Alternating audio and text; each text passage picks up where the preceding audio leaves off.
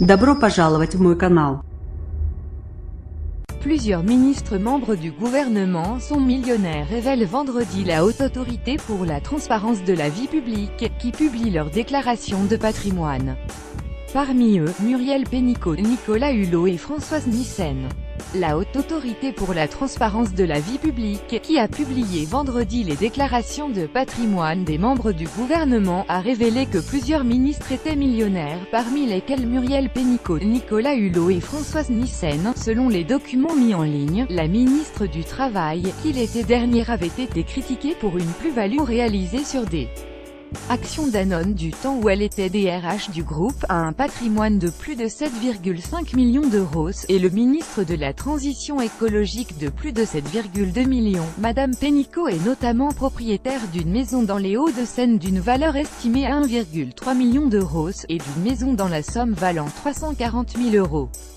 Le total de ses contrats d'assurance vie, instruments financiers, comptes courants et produits d'épargne atteint quelque 5,9 millions d'euros. La HATVP avait déjà révélé en juillet que Madame Pénicaud avait perçu au total 4,74 millions d'euros net de 2012 à 2014, alors qu'elle était directrice des ressources humaines chez Danone. Nicolas Hulot a déclaré une maison de plus de 300 mètres carrés en Corse estimée à plus d'1 million d'euros, ainsi que plusieurs autres biens immobiliers en Côte d'Armor et en Savoie dont il est copropriétaire, d'une valeur totale de 1,9 million. La plupart beaucoup moins prospères. À cela s'ajoute sa société Éole, qui encaisse ses droits d'auteur et les royalties des produits dérivés ou Choya, et dont la valeur est estimée à 3,1 millions d'euros, tandis que le total de ses contrats d'assurance vie, instruments financiers, comptes courants et produits d'épargne atteint environ 1,17 million d'euros. Françoise Nyssen, ministre de la Culture et ancienne patronne des éditions Actes Sud, déclare pour plus de 600 000 euros de biens immobiliers, et 4 millions d'euros pour sa société arlésienne. La plupart des autres ministres sont beaucoup moins prospères. Le Premier ministre Édouard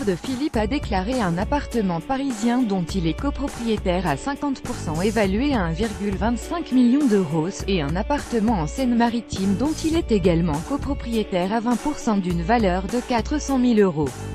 Le total de ses contrats d'assurance vie, instruments financiers, comptes courants et comptes épargne atteint environ 56 000 euros, et il doit également rembourser un emprunt immobilier de quelque 336 000 euros. Le ministre de l'économie Bruno Le Maire affiche pour sa part des parts d'une société civile évaluée à 1,5 million d'euros et quelque 168 000 euros de placements financiers.